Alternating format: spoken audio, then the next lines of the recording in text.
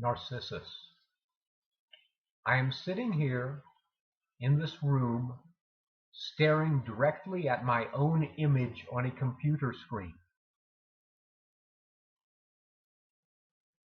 And for some reason, that little fit of extreme self-consciousness seems a fitting introduction to a discussion that will focus on Richard Yates's Revolutionary Road. Revolutionary Road was published in 1961. When Richard Yates was in his 30s, it was his first novel. It is widely considered one of the great American novels. It has attained that position only within the past probably 25 years. For a while there, it was out of print, and Richard Yates was widely known as America's least known great writer. I made a list a while back on my blog, Mindful Pleasures, a list of great American novels. I think I came up with 50 of them. Revolutionary Road was on that list, but I don't know if I would actually consider it a great novel. It's certainly a very good one, an extremely well-written one, and it fits the description that William Styron gave it when it was published, that is printed along the top of the front cover as a cover blurb. Styron called the book a deft, ironic, beautiful novel that deserves to be a classic. Yeah, I can live with that description. Yates comes not from the school of Faulkner, but straight out of Fitzgerald. His major precursors, at least the earlier artists that he liked to consider his major precursors, were Flaubert and Fitzgerald. So in Revolutionary Road, we have beautiful lyrical prose and an extremely ironic narrative consciousness. So the title of this video is A Perfect Simile. So I'm going to be focusing not on a character or a plot or any part of the story of Revolutionary Road, but on a single sentence from the book.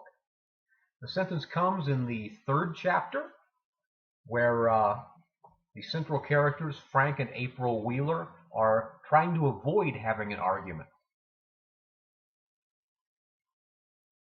April says, "Look, Frank," her eyes were still shut, "I'm not going out with those people. I don't happen to feel very well, and Okay." He was backing away, holding out both stiff, trembling hands like a man intently describing the length of a short fish. Okay, I'm sorry. I'll tell them. I'll be right back. I'm sorry." The sentence in question is, he was backing away, holding out both stiff, trembling hands like a man intently describing the length of a short fish.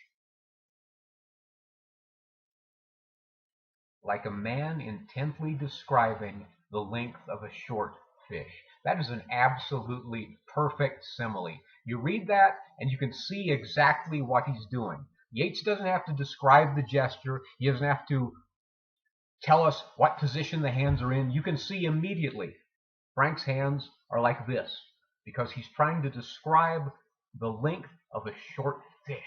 He's saying, okay. Let's not argue here. See reason. See this fish in my hands.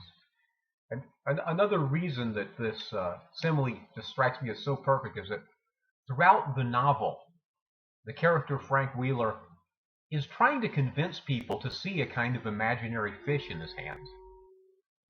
He wants them to see the imaginary fish of his self-image, which he describes, or Yates describes, writing closely inside Frank's consciousness as a nicotine-stained Jean-Paul Sartre sort of man. Well, he's not a Jean-Paul Sartre sort of man. It becomes very clear to us rather early in the book that Frank's a conformist who wishes he wasn't. He's a dreamer who will never have the courage to even try to fulfill those dreams, to even try to live up to the self-image that he's nursing in himself. Well, I call this a perfect simile. When I call it a perfect simile, another thing I'm talking about is It exists in the sweet spot in terms of the relationship between tenor and vehicle. When we talk about metaphors, we speak of the vehicle of a metaphor being the image that carries the meaning, and the tenor of the metaphor, the thing that's being represented. So if your tenor is too close to your metaphor, the metaphor won't work. It will sort of short circuit because there's not enough distance between the thing you're describing and the thing you're comparing it to. Conversely, if the tenor is too far away from the vehicle, the metaphor will likewise not work because the two things you're attempting to compare are simply not comparable. But in a simile like this, the thing that you're describing, the gesture, and the act of describing the length of a very short fish are just so close and yet not the same that the simile works perfectly. It's good writing. In fact, let's just read that sentence again.